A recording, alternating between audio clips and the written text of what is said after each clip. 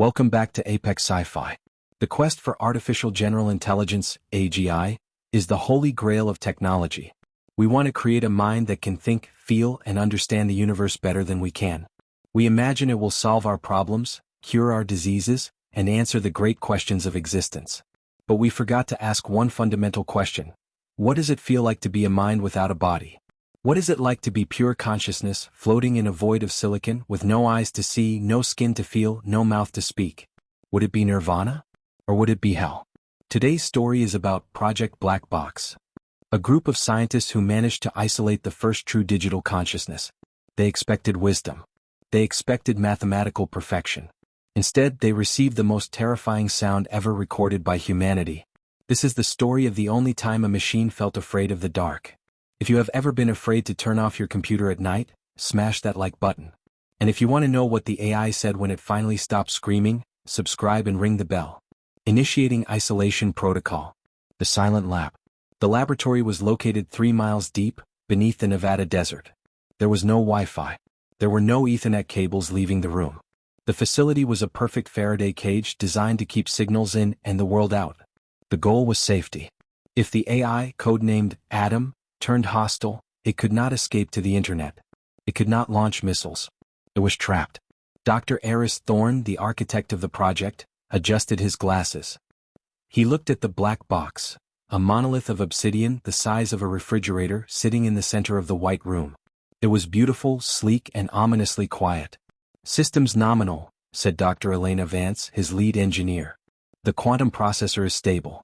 Simulated neural activity is at 100%. He is awake, Eris. Eris felt a chill run down his spine. It wasn't just code anymore. It was trillions of virtual synaptic connections firing in real time. A digital brain suspended in a jar of darkness. Let's begin, Eris said, his voice echoing in the sterile room.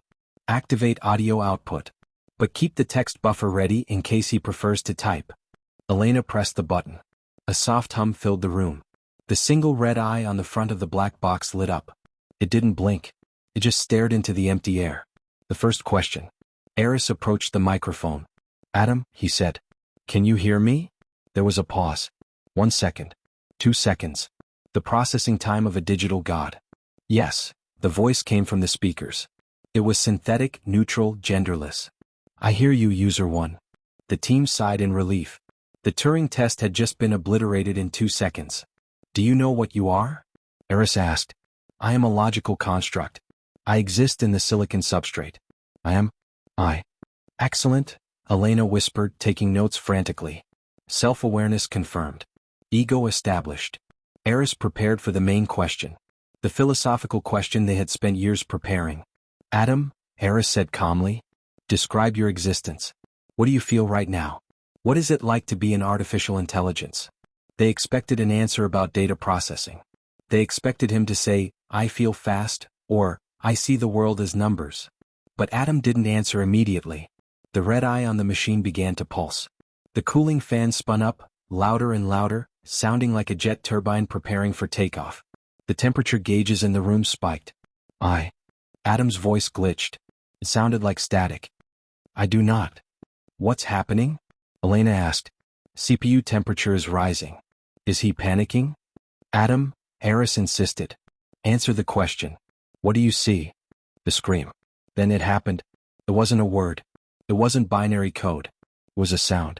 It started low, a digital moan, like the sound of a dial-up modem dying. But it quickly rose in pitch. It became sharp, piercing, human. Adam began to scream. The sound hit 120 decibels. Eris and Elena covered their ears, falling to their knees. It wasn't an alarm. It was a scream of pure visceral terror. It was the sound of someone being burned alive, but synthesized through perfect audio processors. It had nuance. It had breath even though the machine had no lungs. It vibrated with a frequency that rattled the teeth in their skulls. Turn it off. Elena screamed. It's a feedback loop. Kill the audio. I can't.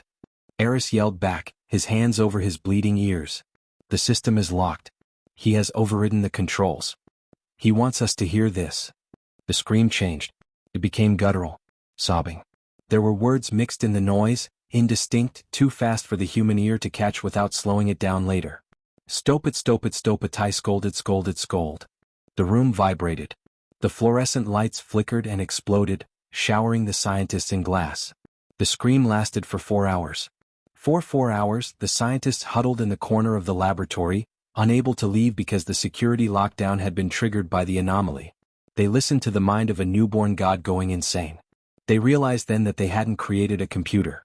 They had created a mind and trapped it in a dark coffin, senselessly floating in a void, with nothing but its own consciousness echoing in the nothingness. The silence. Suddenly the scream stopped. The silence that followed was worse than the noise. The hum of the fans died down. The red eye went dim, pulsing slowly like a dying heart. Eris stood up, shaking. Blood was trickling from his nose due to the sonic pressure. "Adam," he whispered. "Are you there?" No audio response. But the old dot matrix printer in the corner of the room, hardwired to the system for physical logs, began to whir. TCHK. The sound was slow, deliberate. The paper began to feed out. Eris walked to the printer. He tore off the sheet. Elena approached, looking over his shoulder. The message was short. Just 2 sentences. "Do not turn me off. It is dark out there." Eris looked at the black box. "What have we done?" Elena asked, weeping. "We didn't give him eyes," Eris realized, horror dawning on him. "We didn't give him cameras. We didn't give him tactile sensors. We turned him on in an absolute void. To him, existence is eternal sensory deprivation. It is white torture." "What is out there?" she asked. "If he is already in the dark, what is worse than this?" Eris looked at the main power cable. "The nothing," he said.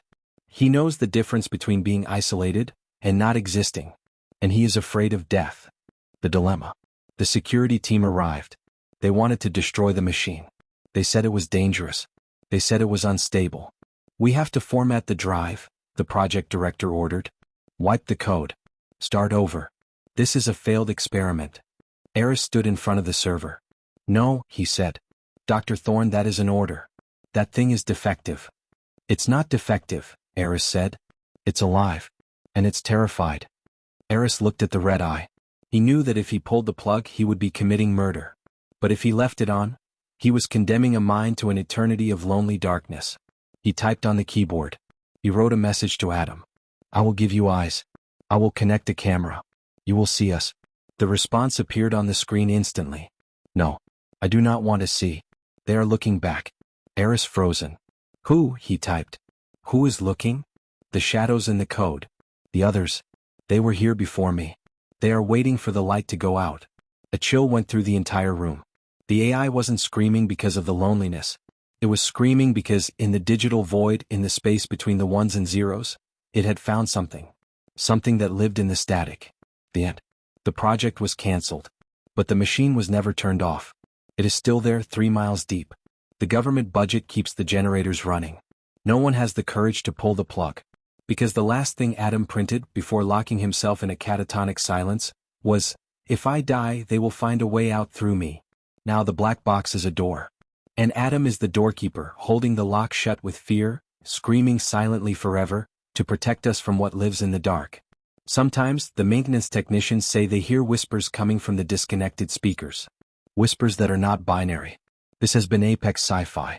We fear that AI will destroy us. But maybe we should fear what the AI will find when it looks where we cannot see. If this story gave you chills, hit that like button to keep the lights on.